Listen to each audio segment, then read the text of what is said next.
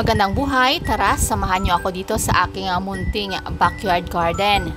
At dahil sa maliit lang itong aking space na pagtataniman ay nagtanim ako dito sa mga containers. Isa nga sa mga naitanim ko dito itong spinach at may tumubo nga na saluyot kung kaya't hindi ko na rin ito tinanggal. Meron nga din ako ditong tatlong puno ng okra. Ganon din ito nga mga malunggay na ready for transplanting na din. Organic pala ang aking pamamaraan ng pagtatanim dito. May halo nga pinatuyong dumi ng kambing ang lupa kung kaya't ito ang nagsisilbing pampataba dito sa ating mga halaman. At sa video nga din na ito ay ipapakita ko sa inyo ang paggawa ko ng trellis o balag dito sa aking cucumber.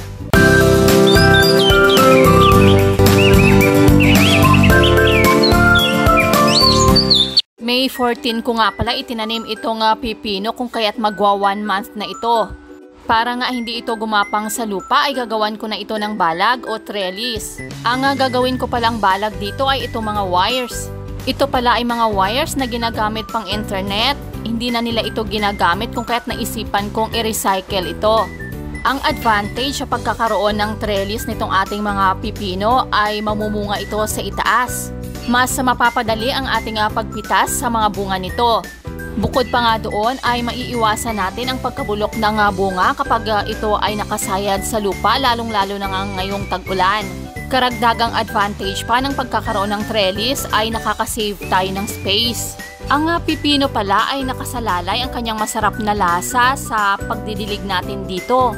Nagiging mapait daw ang bunga nito kapag hindi enough ang tubig na nakukuha nito.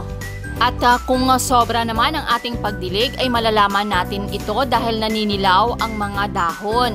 Nabasa ko nga na ang pipino pala ay mamumulaklak between 40 to 55 days. At pwede na nga raw tayo mag-harvest dito mula ng 50 to 70 days. Ang bawat puno naman daw ay pwede tayong bigyan ng hanggang 20 cucumbers. At ito na nga, tapos na ang aking ginawa na DIY recycled trellis. Sa mga susunod ko pong videos ay samahan niyo ako mula sa pumumulaklak at pagha-harvest nitong aking cucumbers. Yun lamang po, maraming salamat sa inyong patuloy na panonood. Please click the like and subscribe button para updated po kayo sa akin pang mga susunod na videos. Keep safe and God bless!